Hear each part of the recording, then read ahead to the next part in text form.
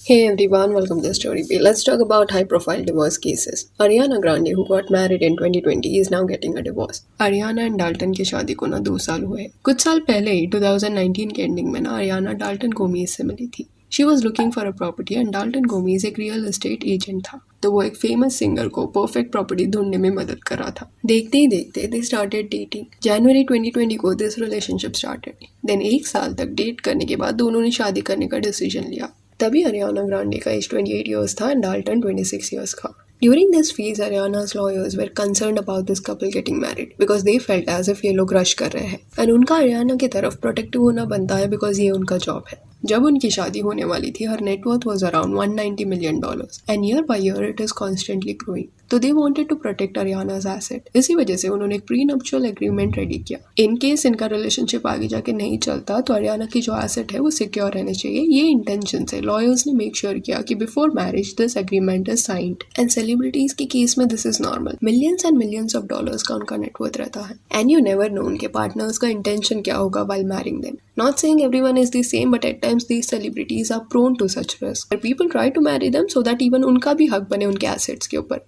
And कई लोगों के साथ ये हो चुका है। Don't you love me, don't you trust me ऐसे लाइंस बोल के ना they manipulate them and they avoid signing prenuptial agreements. And later on divorce के बाद काफी हेफ्टी अमाउंट सेटलमेंट में मांगा जाता है। प्रीनप ना एक कॉन्ट्रैक्ट है जिसमें क्लियरली मेंशन रहता है कि शादी के बाद एसेट्स के मामले में किसके क्या राइट्स होंगे and in case marriage and होता है तो वो सिनेरियो में किसको क्या मिलेगा एंड क्या नहीं। तो ऐसे एग्रीमेंट्स जनरली लॉयर्स अपने हाई प्रोफाइल क्लाइंट्स को रेकमेंड करते ही करते हैं। If you remember Jeff Bezos के साथ ये हो चुका है। पहली शादी के वक्त उन्होंने प्रीनप साइन नहीं किया था एंड जरूरत भी नहीं था क्योंकि ये 1993 की बात है।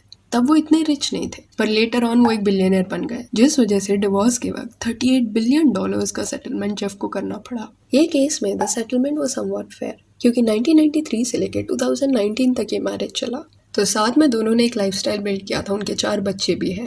सो सडनली डिवोर्स के बाद एक्सपेक्ट करना कि वाइफ पूरा ये लाइफस्टाइल छोड़ दे, दैट इज नॉट फेयर। तो ये सारी चीजें ना कोर्ट कंसिडर करता है। बट अभी क्योंकि जेफ का नेटवर्थ काफी ज्यादा है, इस वजह से दूसरी शादी के पहले ही decided not to repeat the same mistake and this time he signed a prenup. दूसरी शादी अभी तक नहीं हुई है बट एंगेजमेंट हो गया है एंड रिसेंटली सोफिया वर्गारा और उसके हस्बैंड ने भी डिवोर्स लेने का डिसीजन लिया। सोफिया को आपने मॉडर्न फैमिली सीरीज में देखा होगा। सोफिया 2014 में जो से मिली एंड दोनों को प्यार हुआ। 2015 में they decided to marry but Sofia ज्यादा अमीर थी compare to Joe. Her net worth was more than $100 million and Joe's net worth was around $40 million।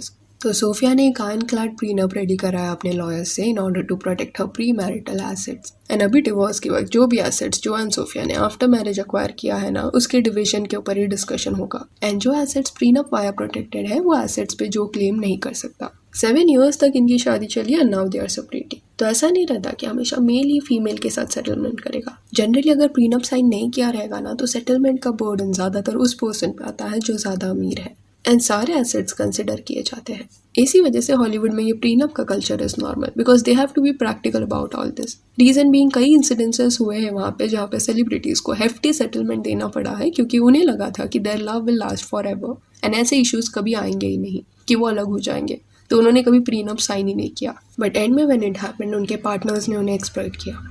I agree it is a sad thing that रिश्ते के स्टार्ट में लोगों को ये सोचना पड़ता है कि अगर रिश्ता खत्म हुआ तो क्या होगा, पर ये करना पड़ता है because this also protects people from getting exploited. So yeah that's it for this video. Do let me know कि ऐसे हाई प्रोफाइल डिवोर्स केसेस के ऊपर आपका क्या कहना है and if you want you can follow us on Instagram जिसका link आपको डिस्क्रिप्शन में मिल जाएगा। और ये वीडियो अच्छी लगी तो लाइक एंड शेयर करें और ऐसे और अपडेट्स के लिए चैनल को प्लीज़ सब्सक्राइब करें। Thank you.